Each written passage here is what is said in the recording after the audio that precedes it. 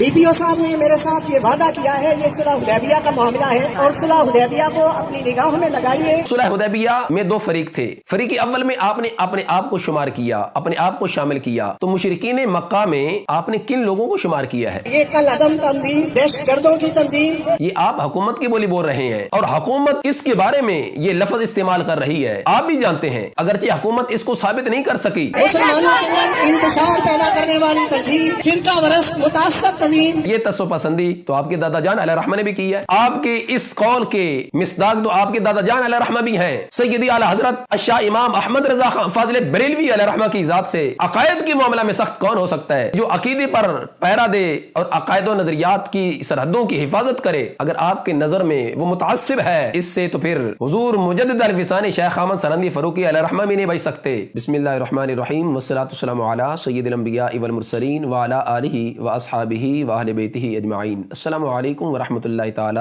وبرکاتہ۔ معزز مکرم محتشم سامعین ناظرین، جس طرح کہ آپ کو معلوم ہے اور میری پچھلی ویڈیو میں آپ جو سرزمین بکی شریف پہ ایک انتہائی افسوسناک واقعہ پیش آیا، اس کی حقیقت کیا ہے آپ دیکھ بھی چکے ہوں گے، سن بھی چکے ہوں گے۔ جو ایک جھوٹا پراپوگنڈا کیا گیا محض ذاتی عداوت کی بنیاد پر اور ذاتی بدلہ لینے کے لیے، اور پھر جس شخص کی طرف سے یہ جھوٹا پراپوگنڈا کیا گیا وہ کوئی عام نہیں تھا، بلکہ وہاں کے سجادہ نشین صاحب تھے، اور انہوں نے محض یہ اپنا جو ایک غصہ تھا قبلہ امام جلالی زیدہ شرف کی ذات کے ساتھ، جو قبلہ امام جلالی زیدہ شرف نے فکر رضا کی روشنی میں عالیان بکی شریف پہ یہ واضح کیا کہ وہاں کے جو موجودہ حضرات ہیں، بعض تو روافظ میں جا چکے ہیں، روافظ کے عقائد و نظریات قبول کر چکے ہیں، اور بعض ان کے حامی بن چکے ہیں اور اس پر خاموش ہیں، جس پر ظاہر ہے کہ اب انہیں اس بات کا غصہ تھا کہ یہ شخص دن بدن ہمیں ہمارے علاقے میں ہی اور ہمارے اپنے مریدین کی نظروں میں ہی گراتا جا رہا ہے، اور ہماری جو ویلیو ہے وہ دن بدن کم سے کم تر ہوتی چلی جا رہی ہے۔ تو ذاتی بدلہ لینے کے لیے یہ سارا کھیل کھیلا گیا، جس کو الحمدللہ ہم نے بے نقاب کیا، اور عوام اہل سنت کی آنکھیں بھی کھلی کہ اس کی حقیقت کیا ہے۔ آج کی میری گفتگو اسی کا دوسرا حصہ ہے۔ میں اپنی گفتگو کی طرف بڑھنے سے قبل آپ کے سامنے ایک کلپ رکھنا چاہتا ہوں۔ پہلے آپ یہ کلپ سماعت فرمائیے، اس کے بعد میں آپ سے مخاطب ہوتا ہوں۔ نبی پاک صاحب الہدایٰ صلی اللہ علیہ وسلم کا جلوس، آپ کی ناموس، آپ کی عزت و توقیر ہمیں اپنی جان مال سے عزیز تر ہے۔ جی سامعین ناظرین، آپ نے سماعت فرمایا، جناب پیر سید نوید الحسن شاہ صاحب فرما رہے ہیں کہ نبی اکرم نور مجسم شفیع معظم صلی اللہ علیہ وسلم کے جلوس، آپ علیہ السلام کی ناموس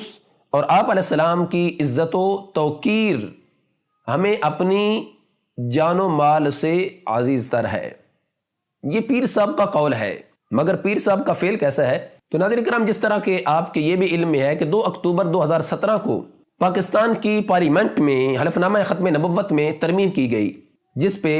غیور عوام اہل سنت نے صدا احتجاج بلند کیا۔ بالخصوص قبلہ امام جلالی زیدہ شرف نے 3 اکتوبر کو پریس کلب لاہور میں ایک انتہائی اہم پریس کانفرنس کرتے ہوئے مطالبہ کیا کہ یہ ترمیم واپس لی جائے۔ خیر، ان حکمرانوں نے اپنا ایک پالتو مولوی اس کو میدان میں کھڑا کیا اور اسے یہ کہا کہ آپ اس پر مناظرے کا چیلنج کریں کہ یہ کسی قسم کی کوئی ترمیم نہیں کی گئی۔ جو لوگ اس طرح کی باتیں کر رہے ہیں، انہیں انگلش نہیں آتی، انہیں ایسا ہے ویسا ہے، لہٰذا میں مناظرہ کرنے کے لیے تیار ہوں۔ جس کے مناظرے کے چیلنج کو قبلہ امام جلالی زیدہ شرف نے ایکسیپٹ کرتے ہوئے اس کے ساتھ مناظرہ کرنے کے لیے اپنا اعلان واضح کیا، اور پھر دونوں فریقین کی طرف سے جو جگہ ٹائم ڈیسائیڈ کیا گیا وہ اتفاق رائے سے تھا۔ 12 اکتوبر 2017 بروز جمعرات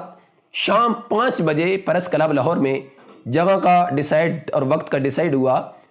قبلہ امام جلالی زیدہ شرف 12 اکتوبر 2017 بروز جمعرات شام 5 بجنے سے 5 منٹ پہلے آپ وہاں پہنچ چکے تھے، مگر ان حکمرانوں کا وہ پالتو مولوی ساجد میر وہاں نہ آیا، اور اللہ تعالیٰ نے اہل سنت و جماعت کو ایک اور عظیم فتح سے نوازا، الحمدللہ علی احسانہ، جس پر قبلہ امام جلالی زیدہ شرف کو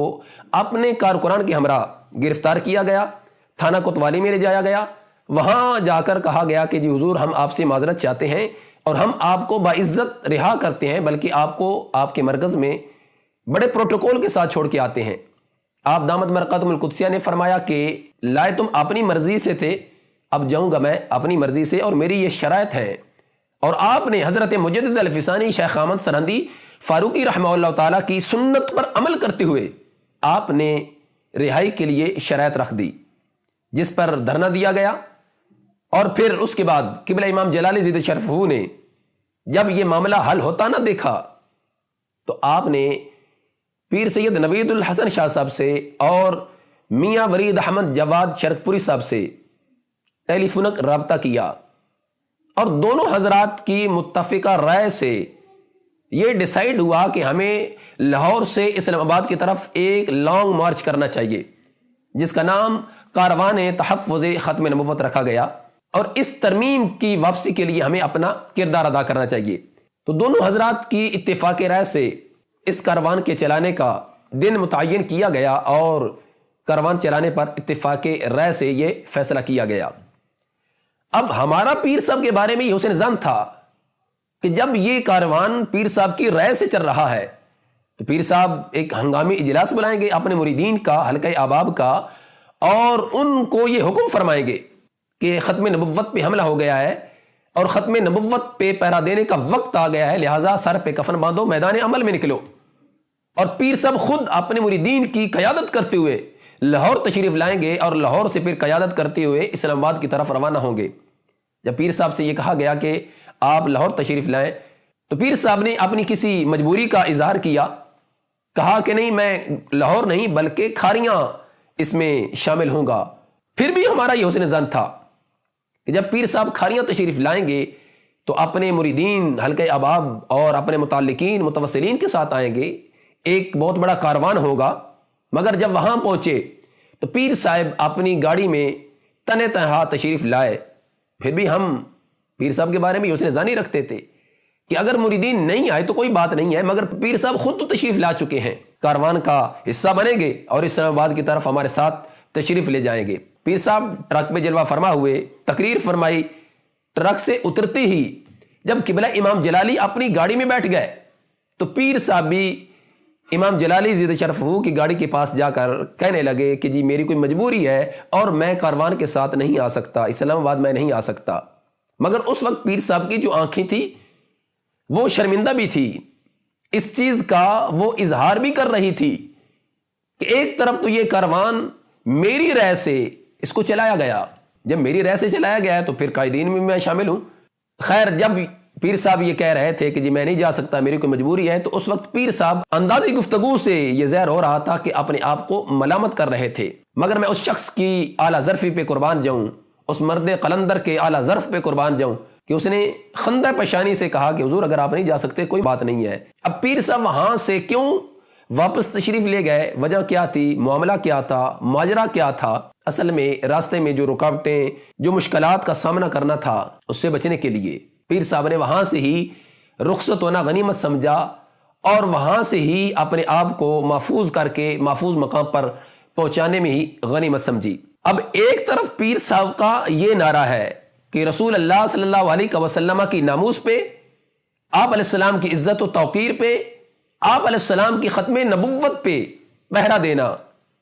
اور یہ ساری چیزیں ہمیں اپنے جان و مال سے عزیز تر ہے، یہ پیر صاحب کا قول ہے۔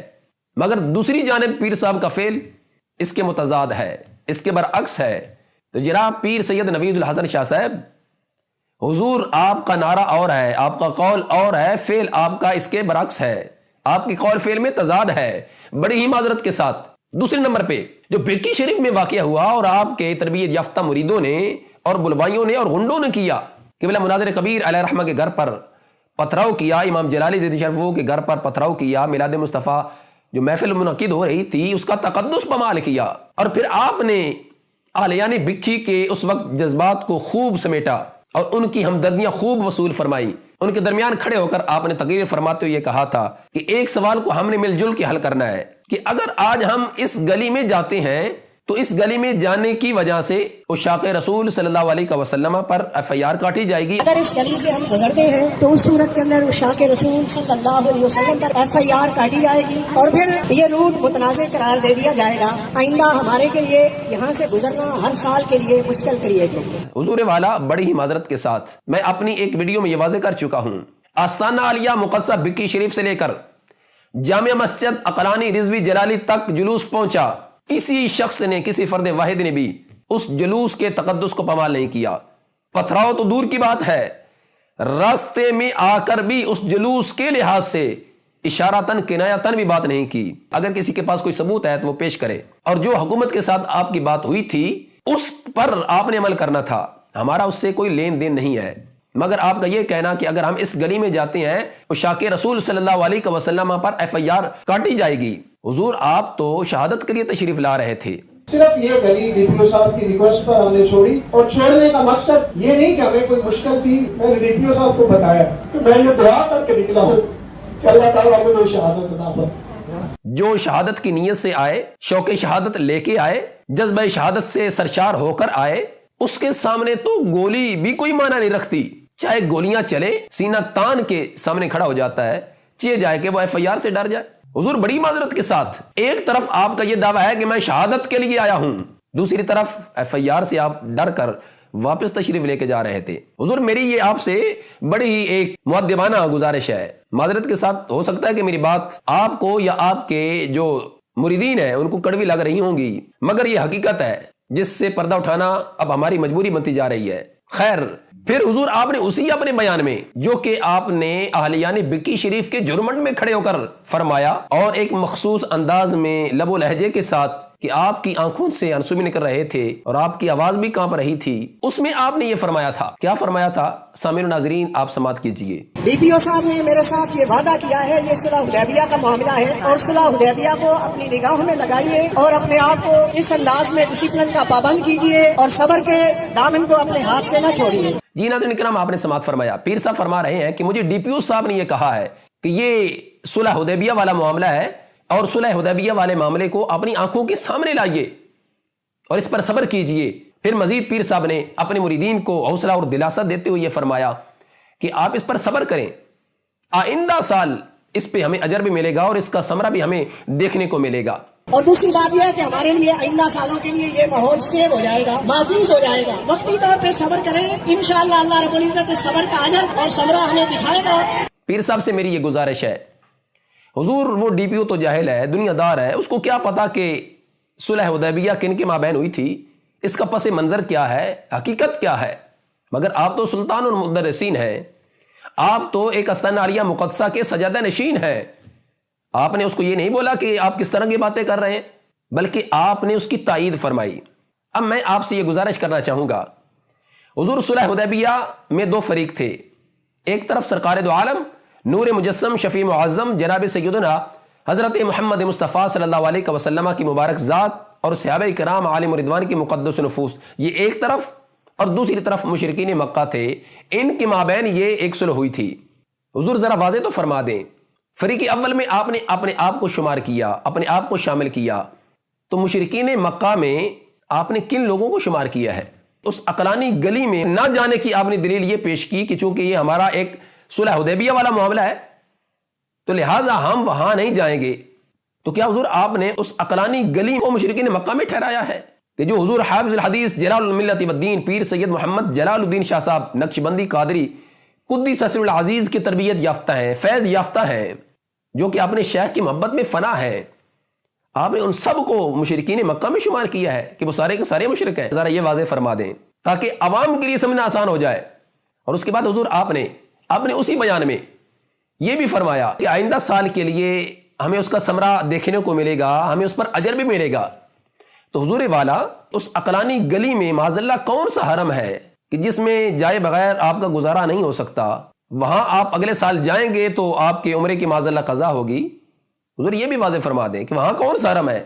جو اپنے ان مریدین کو آپ یہ حوصلہ اور دلاسا دے رہے تھے کہ ہم اگلے سال جائیں گے اور وہاں جا کر ہم اس حرم کا طواف کریں گے معاذ اللہ ثم معاذ اللہ۔ اور دوسرے نمبر پہ آپ نے اسی بیان میں یہ بھی فرمایا کہ یہ دہشت گرد تنظیم، یہ کل عدم تنظیم، یہ فرقہ ورست اور انتشار پھیلانے والی متعصب تنظیم، یہ کل عدم تنظیم، دہشت گردوں کی تنظیم، مسلمانوں کے اندر انتشار پیدا کرنے والی تنظیم، فرقہ ورست متعصب تنظیم. تو حضور دہشت گرد تنظیم یا کل عدم تنظیم، آپ کا یہ کہنا، یہ آپ حکومت کی بولی بول رہے ہیں، اور حکومت اس کے بارے میں یہ لفظ استعمال کر رہی ہے. آپ بھی جانتے ہیں اگرچہ حکومت اس کو ثابت نہیں کر سکی، مگر آپ نے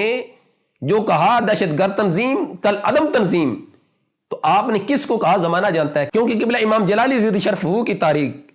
چاہے وہ TLI ہو، TLY ہو یا کہ SMT ہو، کوئی بھی آپ کسی فرد واحد کا یہ سٹیٹمنٹ دکھا دیں کہ اس نے یہ کہا ہو کہ قبلہ امام جلالی زیدی شرف کی کوئی تاریخ کل عدم ہے یا دہشت گرد ہے یا اس طرح کے معاذ اللہ، نہیں دکھا سکتے. تو لہٰذا آپ نے جن کے بارے میں بولا آپ بھی جانتے ہیں، سارے لوگ جانتے ہیں. اگرچہ آپ کا یہ بولنا حکومت کی بولی آپ بول رہے ہیں، اور حکومت بھی یہ ثابت نہیں کر سکی، اور پھر کہ جی اس تنظیم کے، اس تحریک کے لوگوں پر اس سے پہلے بھی FIR کاٹی گئی ہیں. اس کے خلاف انہوں نے پہلے بھی یہاں ضلع کے اندر مختلف مقدمات کاٹے ہیں، FIRs مختلف جگہوں پر ہوئی ہیں. وہ کن پر کاٹی گئی ہیں آپ بھی جانتے ہیں. قبلہ امام جلالی ذی شرف کے تاریخ کے کسی ذمہ دار پر اس طرح کی کوئی FIR نہیں کاٹی گئی، کیونکہ آپ کے جو بھائی ہیں مسعود الحسن شاہ صاحب، وہ منڈی کے اندر انہی کا ساتھ دینے والے ہیں. اگرچہ آپ اس کی مخالفت بھی کرنے والے ہیں، آپ ان کو دہشت گرد بھی کہنے والے ہیں، مگر ساتھ آپ انہی کا دیتے ہیں. چاہے وہ لیا کی سرزمین ہو تو وہاں آپ جا کر انہی کا ساتھ دیتے ہیں. تو لہٰذا یہ بھی آپ واضح کر دیں کہ آپ کا بھائی اگر ساتھ دے اس تحریک کا جس کو آپ دہشت گرد بھی کہہ رہے ہیں، جس کو آپ کل عدم بھی کہہ رہے ہیں، پھر آپ کا بھائی دہشت گرد ہی ٹھہرا نا، پھر آپ کا بھائی کل عدم تنظیم کا ایک حصہ ٹھہرا. اور پھر جو آپ کا جملہ ہے بڑا ہی وہ قابل غور ہے پیر صاحب، معذرت کے ساتھ، کہ فرقہ ورست اور متعصب تنظیم. حضور آپ اپنے اس جملے پر غور کیجئے. آپ کا یہ والا جملہ، کیا آپ نے اپنے دادا جان سیدی حضور حافظ الحدیث علیہ رحمہ کی سیرت کو نہیں پڑھا؟ آپ اس معاملے میں، اپنے نظریاتی معاملے میں، عقائد کے معاملہ میں کتنے